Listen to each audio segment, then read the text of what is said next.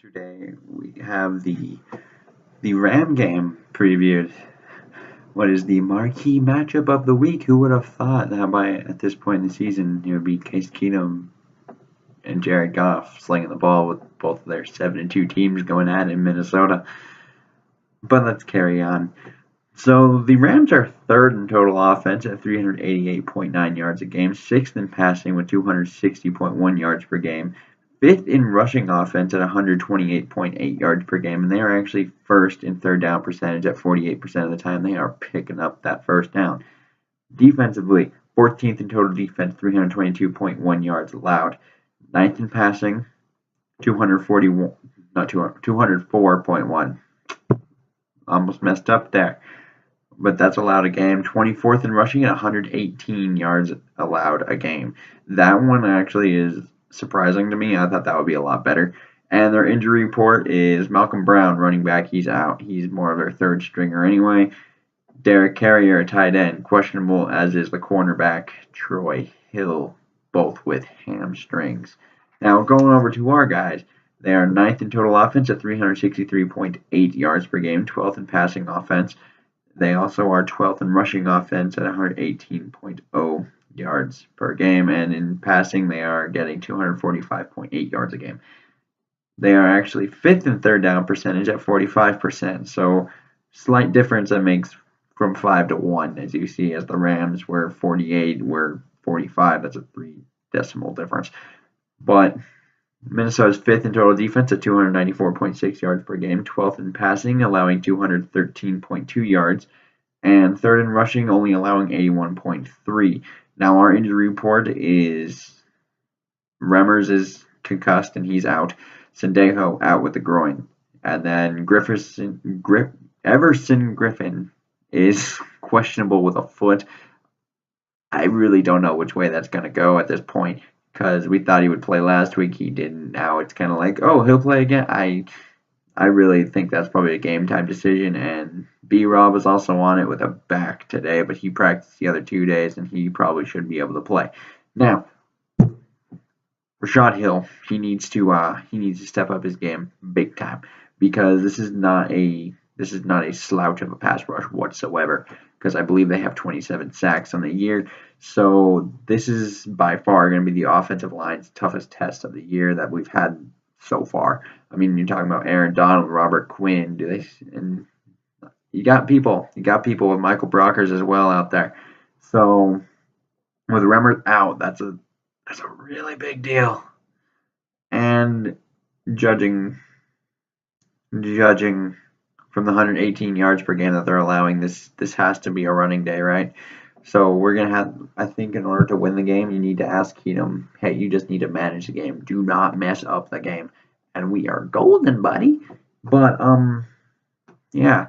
So I think you just need to ask him to manage the game. We'll just ground and pound Kid and Murray, whatever it may be, screen game, just little short things. Kind of like more like the actual West Coast, where you're almost like just doing an extended handoff to some of these backs. So, and with Dejo being out, that could be a huge deal, especially with an offense that likes to throw down the field. So, if you're out of safety, Anthony Harris might get picked on a little bit. So, if we're deciding to shadow Sammy Watkins with Xavier Rhodes, beware of a Robert Woods touchdown over the top. And since they are the highest scoring offense in the league, so that is something to be concerned about, because they're scoring 32.9 points per game, and you really got to be concerned about that. And then you really need to stop Todd Gurley as well on defense, because I think everything flows through number 30, whether it's through a screen game or him just running the ball, or if you can stop 30, you can set yourself up for a good day. And the last real defense that this team really played, we're talking about, like, well, on the road anyway, was the Jacksonville Jaguars.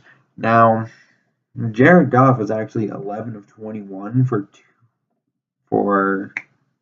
I didn't write down his actual yards, but he had 5.9 yards per attempt. He had 3 sacks, and they only got 249 total yards throughout the game.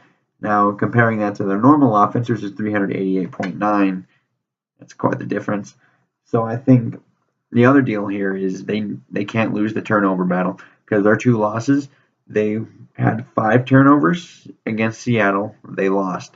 They had 2 turnovers against the Redskins, they lost. So if we can force the ball into Jared Goff's hands and we can pressure the quarterback, assuming Everson Griffin is back, that shouldn't be that difficult. Just because they have to account for Everson Griffin. Not saying that Griffin, oh, he's just so great that he'll just get back there every time, but it's more like, no, you have to account for it. Thus, we're getting Hunter and B-Rob basically on those third downs. Hey, you got one-on-one matchups here. You got to win a few of those. So if we can just pin our ears back and go, because there's a lot of ifs here, because we got to stop Todd Gurley and we got to basically force the ball into Jared Goff's hands. We have to contain him a little bit because he is a threat to run, but he also isn't the best guy to throw on the run.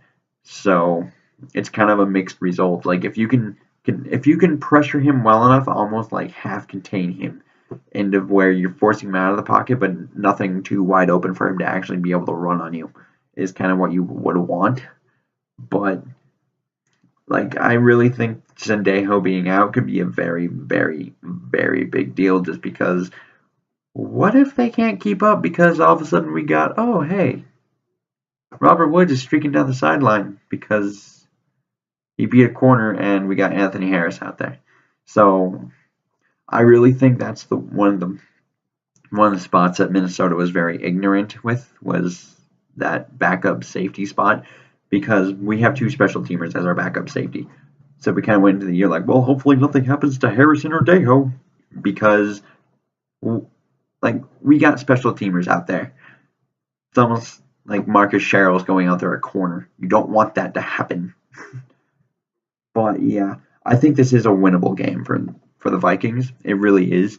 I know there are a lot of ifs, but I really think that we're the more consistent team in my mind still, just because we have a run game as well and a run stuffing defense, which I think translate the best usually. So as long as we can stuff Gurley, I think we can force the ball into Jared Goff's hands and we can try to force him to go into tight windows.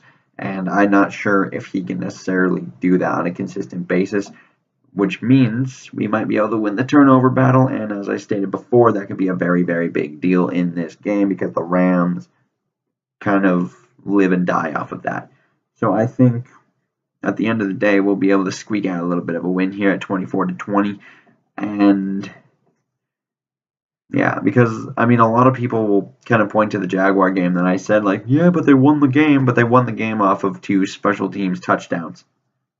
So it wasn't necessarily the offense. It was they got a blocked punt, and I think they returned. I don't know if it was the opening kickoff, but I know they returned a kickoff in that game by Farrell Cooper. So if you take those 2 away, they lose the game.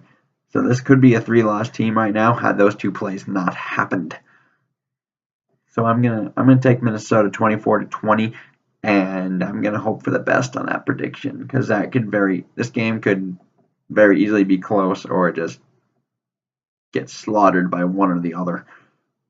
I'm gonna hope that prediction stays true. But until after the game, I bid you farewell.